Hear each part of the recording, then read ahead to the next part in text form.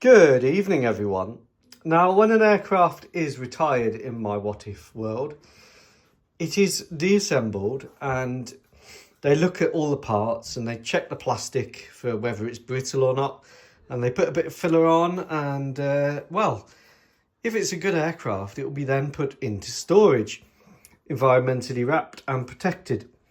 However, the world is a changing and more dangerous place in what if land.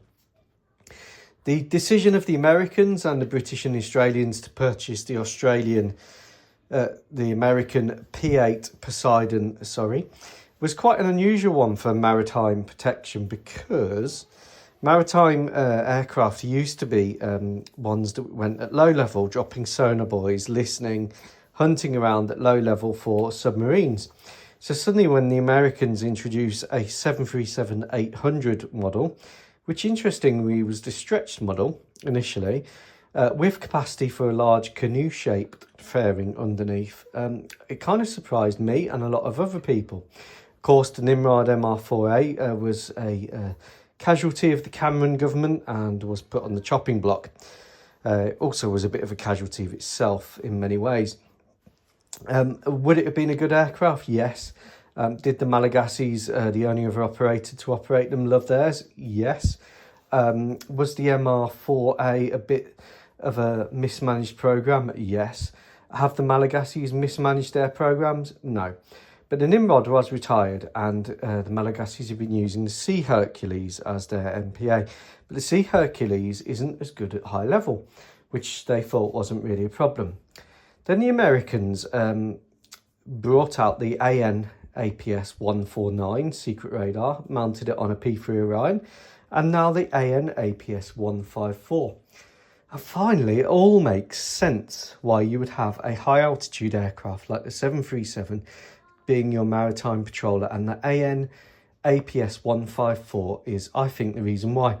So what is the AN/APS-154? Well, it was a radar developed from the secret AN/APS-149.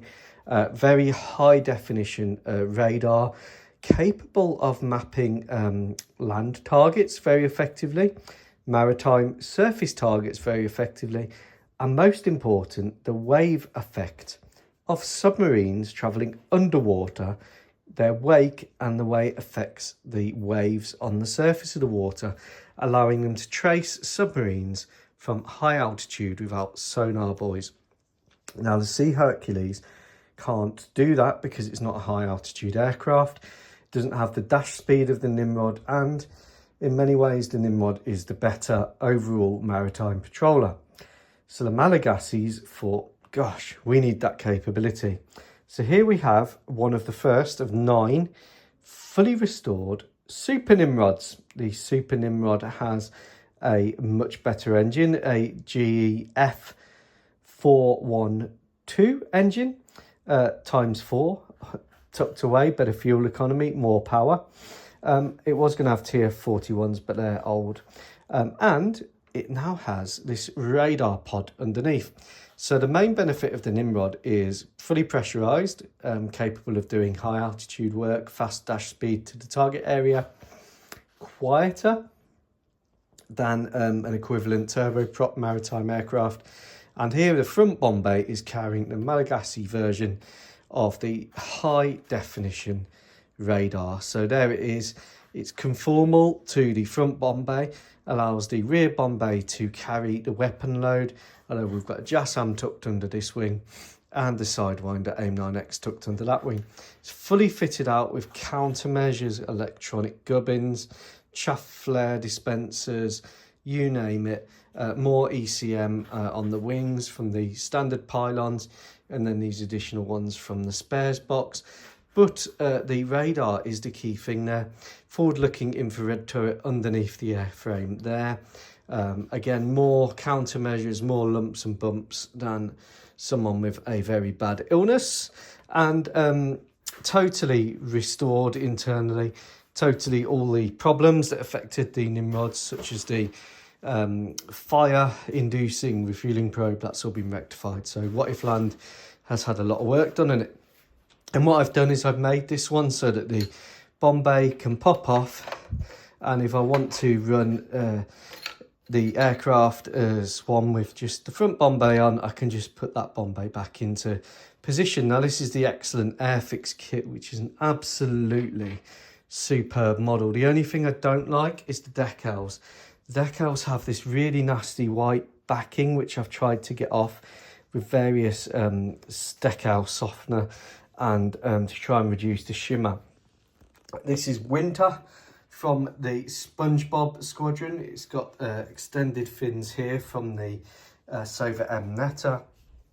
The colours are Valio Intermediate Blue over USN Light Ghost Grey. I really do like the Nimrod. It's one of my favourite aircraft. I'm really glad to bring it back to service, the Supa Nimrod. Could I have done a bit better with the decals? Yes, I think I could. I do need some help with them. I'm really struggling with decals, actually. These are the Airfix ones, and they're just not really that nice. But camouflage-wise, this is airbrushed. The Nimrod, to me, is one of the most powerful hunting aircraft out there.